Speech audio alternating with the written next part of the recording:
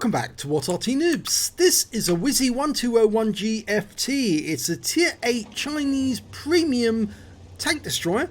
It's located on the north spawn of Murovanka, and this one is under the command of 4Q2. Yes, it's one of my accounts and one of my games, and this basically is, well, the Chinese version of a Scorpion.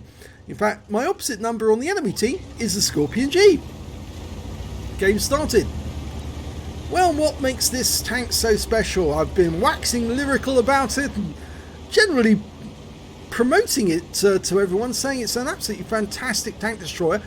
Well, basically, it does have a rather good 122mm gun with 440 alpha, which puts it slightly lower than the Scorpion G when it comes to hit points. But what it does have, and the Scorpion G doesn't, is it does have that frontal shield. As you can see, it's so angled, so well angled that rounds just bounce off the front, which makes it very difficult to kill when he's looking directly at you.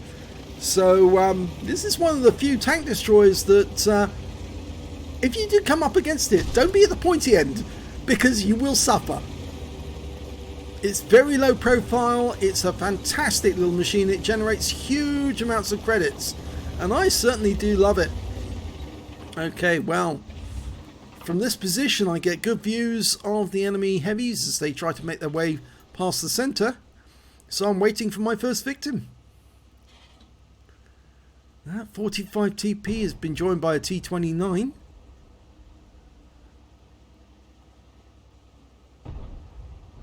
And oh look, the Scorpion G's there, and I had to move the vehicle, and that's why I got reticule bloom. But it looks like the Scorpion G is in that area, so keep my eyes open if he pops up. Okay, go back to view again. Missed the opportunity there. The bad thing about the Scorpion G, you see, is the armor is paper thin. It is basically a panther in another disguise. And so any shell that hits it's more than likely going to go down and kill it. But the great thing about the WZ-120-1G FT is it's basically based on the Type 59, so it's a very fast tank, well able to handle itself, but it's that frontal armor which makes it virtually invincible. Not completely invincible, but virtually.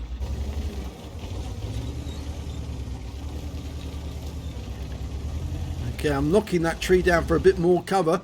There's no Arty in this game, so I wouldn't do that normally if Arty was in the game, primarily because it does attract Arty's attention. When they see a tree go down, they want to hit what's behind it just to see if there's something alive.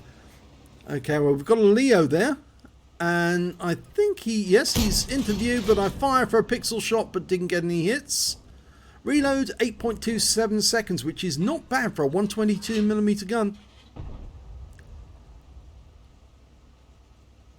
Now, the main danger from this position is that somebody will actually come up the west side of the map straight towards you.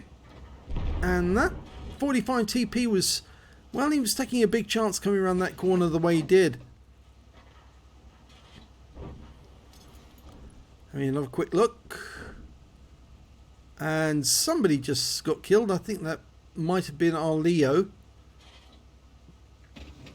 Oh, now T29 looks like he's coming up over that rise.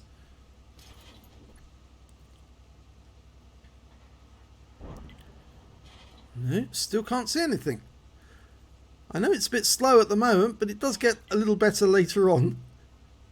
Oh, T29, just a pixel shot.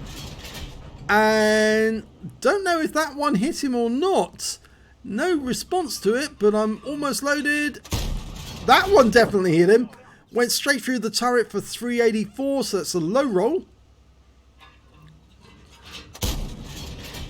I think that may have hit him. Gonna try another one. No, that one hit the dirt. Need to get another round into him though. Oh, he's gone. Okay, that's good.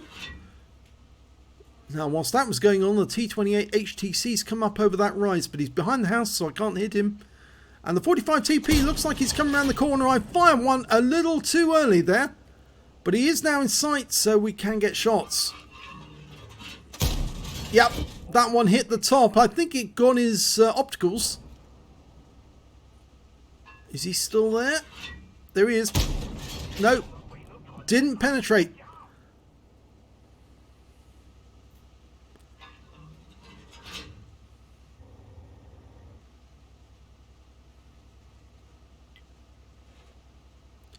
There's a VK100-1P there now. Wow.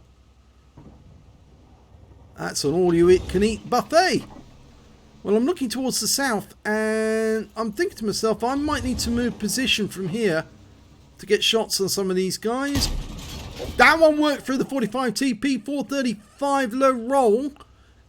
If he stays where he is, I might be able to get another one. No, he's back behind the rise. But the VK's coming up, and I'll take that. 460, that's a high roll, and he dies to the KV4. Okay, two guys coming up, sneaking up on me. T-34-1 and an SU-100M1.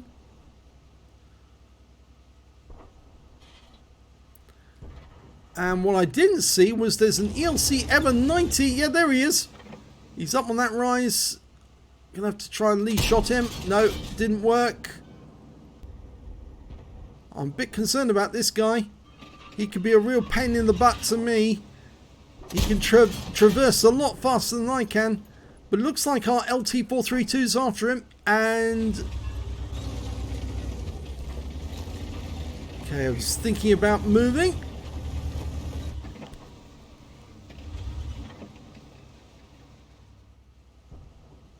Well, we're 3 tanks down on the enemy at the moment, so this is not looking so good. This is decidedly ungood. There's that T-34-1. He keeps poking, and he did get fairly close to me. He doesn't want to come too much closer, because if he does, he knows I might actually hit him and take him out. But that 45 TP was a very silly bunny, but he was very lucky that I didn't dial in there, because if I had dialed in, I would have taken him out of the game. Now, I'm not using the bush mechanics, so I'm firing in all these positions, but I'm not sure they can actually hit back at me anyway. There's no Arty, so they can't do it that way. I'm just going along the edge of the map. I've got shots in the SU-100M1 and nothing on the 7032, but try one shot anyway, just in case. Moving up. Okay, now... oh, 7032's gone down, taken out by our Object 252U. And the SU-100M1 goes down. So, moving on up. There's the T-34-100. I've just got the tip of his turret, and yep, got one into him. 405, low roll. Wait for the reload, and yep, thank you very much. He puts one into me for 231.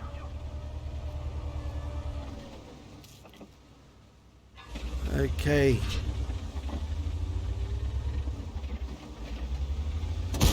Yep, that's him out of the game. And I've completed whatever mission I was supposed to do.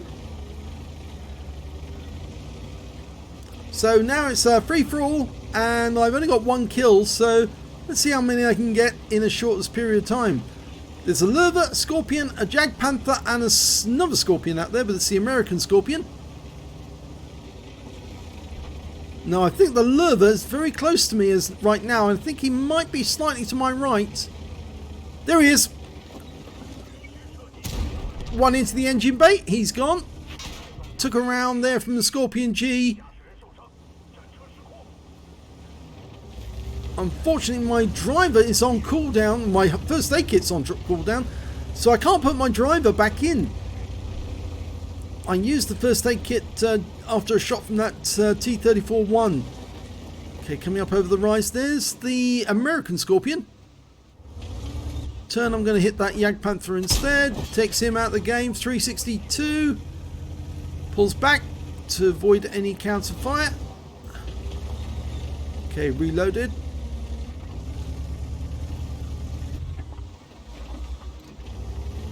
Okay, I'm going to make a move.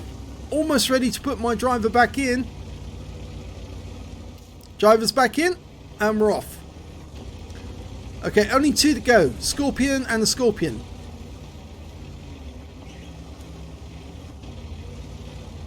Counting on my frontal armor to give me a bit of grace. There's the Scorpion G. Thank you. Goodbye. And now it's just the ordinary Scorpion. The American one. Little lightweight thing. Yep, got him.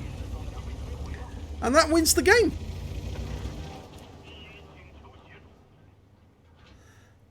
And I got an offer platoon at the last moment, but it was just a little too late. Yep. But let's have a look at the end of battle stats. Well, that one was the second class tank. It's the first time I've had a second class in this game on this account, in this vehicle. And I also managed to get a Reaper for taking out consecutive enemies with a single shot apiece.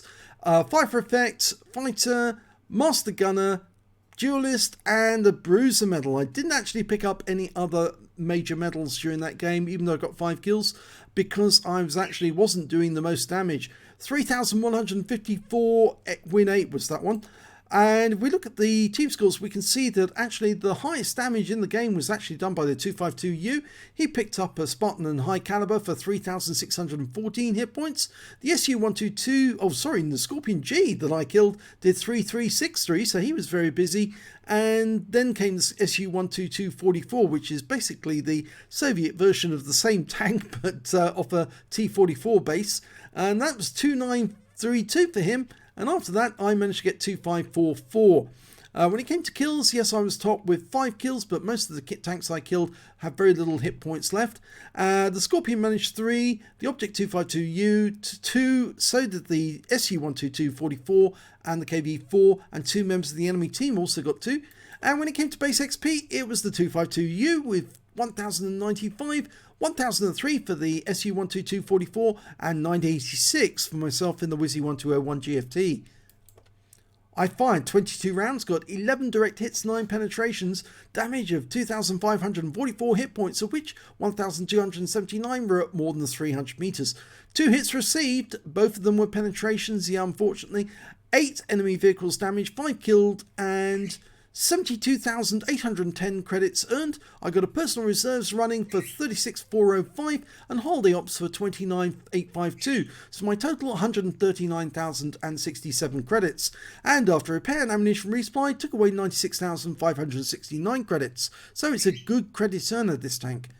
25 bonds for completing Veni Vidi Vici, and 1,479 XP times 2 for the first victory.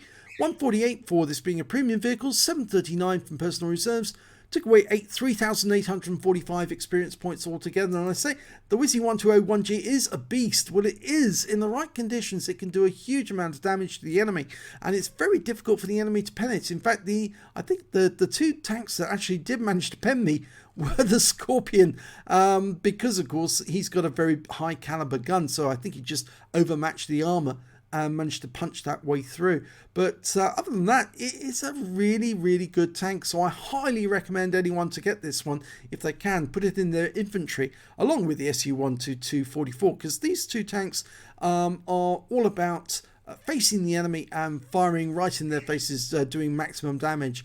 And they're a lot of fun. So if you enjoyed that replay, please give this video a like and do subscribe to our channel. And thank you for watching.